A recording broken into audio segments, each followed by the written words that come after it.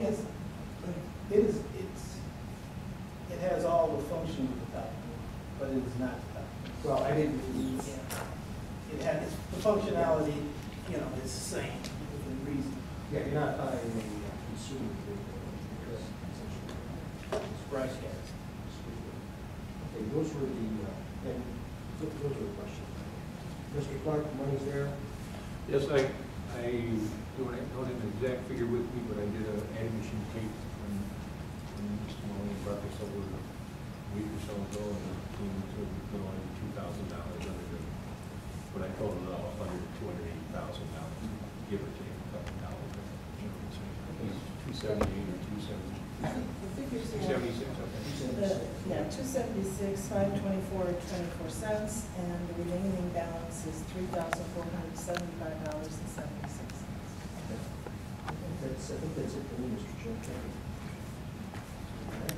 Just very well put together, and I appreciate you coming in under the 280. Yeah. That's nice. Just one question on the, I know this was posted on the mitten system. Do you know how many people pulled it? Pulled it. I know that only 2 responded, but I was just curious of how many actually. I'll have to ask Rick, I don't know that, but we do, 4 or 5, normal, Yeah. that we hear from. For some of the simpler items that came across, usually, that's your surprise. Right. And some of them probably have more than it is now. But one of the reasons, because we pursued one vendor, we were sure we were going to come in with such a, we knew their reputation for sure. They had too much business. Wow. In today's market, I just thought that was interesting. Yeah. Okay. That's very good, but I appreciate you staying in a little bit. So thank you. Thanks, guys. And just one item about the auditorium, it's 98% done. It's 98% because the original large speakers in the auditorium that were both facing out, they found that the way they've been sitting all this time were not allowing the bass and the treble clef to be amplified. And because one of the, I think it's the treble, is facing down on the ground. So we're going to have them face them out correctly, like the new ones are correctly. So your amplification it's just wonderful. Seeing play, there's amplification on the stage, so any of the committees, commissions, councils will hear one another, hear the people at the podium, usually the people at the podium will have no question, and people in the audience, it's a virtual, wonderful sound. You're just going to be, I'm delighted. I wish it would have taken all this time, but I'm sure glad we got it today. Good. Thank you. So that's for sure. Yes. Yes, sir. One more question. Since you brought up the auditorium, do you have any spare mics? Are there spare mics purchased?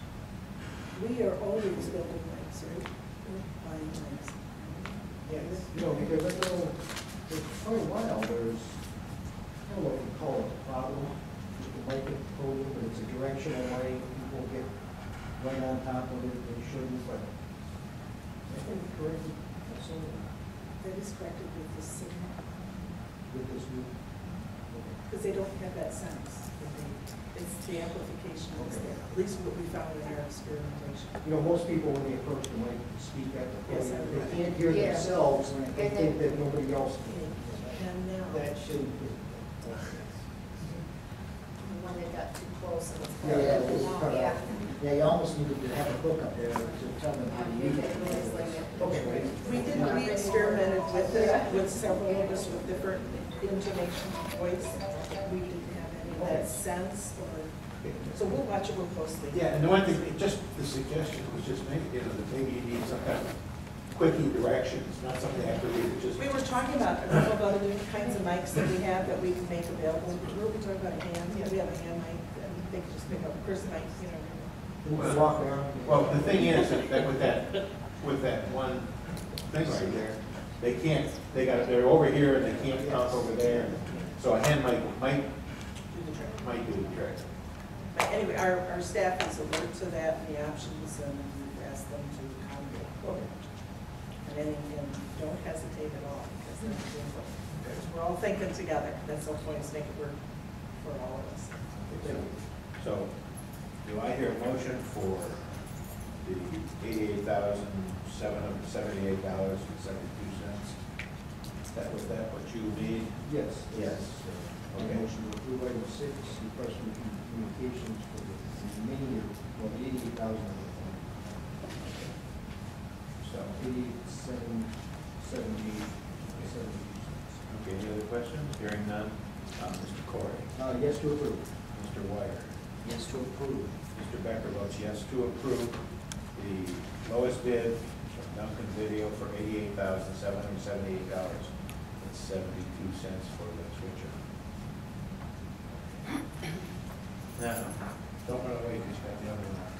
It's on the agenda. Later. Oh, we're just signing that one? That one's already been signed. Okay, let's put it on there. Oh, okay, okay. Then we'll go. Thank you all. Okay, have a good day. When does the new switcher show up? We'll do something out now. We gotta sign the purchase order. Conversation, okay? It should be soon. Okay. Okay. All right. Yes. Okay, the next thing is discussion regarding senior housing. This is rechecking the damn thing. Good afternoon. Your turn. You guys come down here.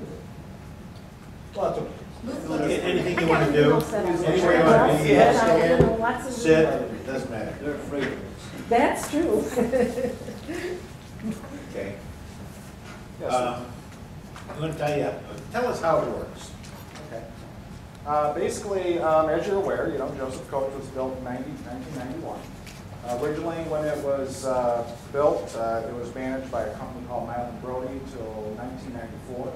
The administration at that time requested and asked the Housing Commission to take over operations as far as day-to-day management of that facility, due to the fact they had a large amount of complaints, and the residents at that time were not happy with the management company. So we took over the day-to-day operations. There were some concerns at that time due to the fact that Stillwell Manor was built free and clear, and Joseph Coach had a bond debt to it. So the administration, Controller's Office, and Housing Commission worked it out, the details, and they came up with that time a 60-40 split, where Stillwell Manor was picking up 60% of the cost, Joseph Coach was picking up 40%.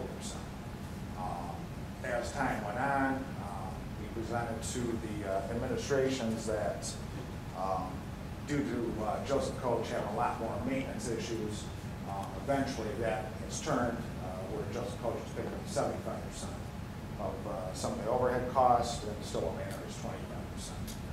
Joseph Coach is a lot more maintenance involved. You have 244, what I say is 244 500 square foot homes over there, because Joseph Coach has washers and dryers, microwaves, dishwashers, refrigerators. They each have their own individual hot water heater and their own individual central air and furnishing. So it takes a lot more maintenance on a day-to-day basis to operate Joseph Coach. Over the years, our goal has always been to keep the facility 100% occupied. Up until the last year and a half or so, when times have gotten tough, we're struggling a little bit too, but it is starting to turn around.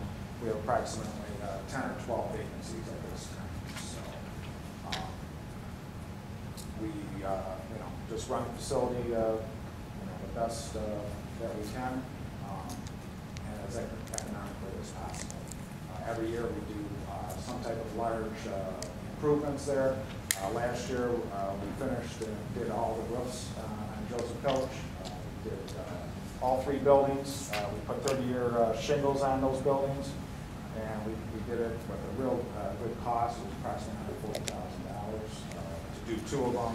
The previous year we did the smaller building, Building A, at a cost of, I believe, around $75,000. This year in our budget, which we did include in your budget packet for your, so you could look at it yourselves, under our building maintenance account, one thing we'd like to start doing is we plan on, get to that line item.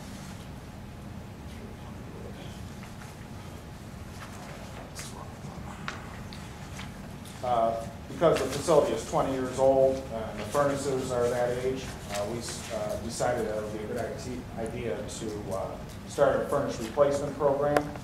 And what we're going to do is 60 furnaces a year, which in 4 years' time, and they'd all be 100%. We'll change that.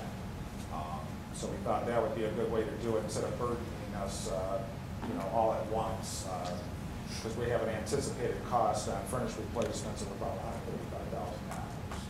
So, and then appliances have been a big item the last few years. Stoves and refrigerators, mainly refrigerators, washers, and dryers have been a big item. And we've been doing approximately 20 to 25 units a year. So, as far as washers and dryers go. Basically, that's it. I know there was a question as far as policy goes, as far as carpet replacement and painting.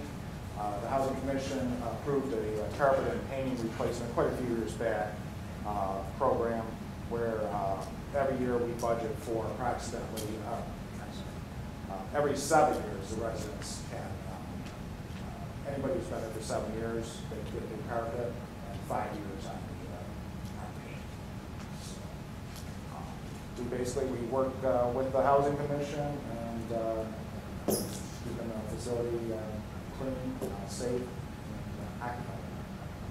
If there's any questions, we'd be more than happy to answer them. Mr. Chair. Yes, sir. Mr. Fagan, you mentioned the line item for furnace replacement. Right. Where is it? It's under the building maintenance account, which is, Is it in this? yes, actually, yes. It's in that. Actually, in this packet, it shows it's under building maintenance. You see a grand total of $247,540. What page? Oh, I'm sorry, page 222. 222. Yeah. Capital outlay? Under building maintenance. Okay, Correct, yeah. yeah. Where you- where you- Oh, building And maintenance. that's a lump sum of all building maintenance items, Okay, which we included furnace replacement. 60 of them in that quote there. Right. Yeah. So, okay, I was looking for it under a separate item. No, it's all lumped into one budget, one line item. Okay, so almost half of that is going to be for the furnace replacement. Correct. Okay, Yeah. And then we have a separate line item, as you can see, for appliances. Okay. And that's $36,545 Okay. for appliances. And, let's see, Well, appliances and dollars and capital, okay. yeah. Yeah. Appliances, washers and dryers, 25 of them. Refrigerators, 25. We budgeted for 6 stoves, 10 dishwashers, and 15 microwaves for this fiscal year. How long do those typically last? I mean, As far as which item, the washers and dryers, they're at their life expectancy. which is 10 years? 15, 20. Oh, yeah, you're getting that much out. Yeah. Must be maintained. When they were Whirlpool, they're going to be Sears Chemical. I'm surprised you get that much. Yeah. He maintains. Yeah. He works on it to keep Yeah, it. we have been working on them, but now the cost to do that is just getting too expensive. It's just not worth it. So we're starting to replace it.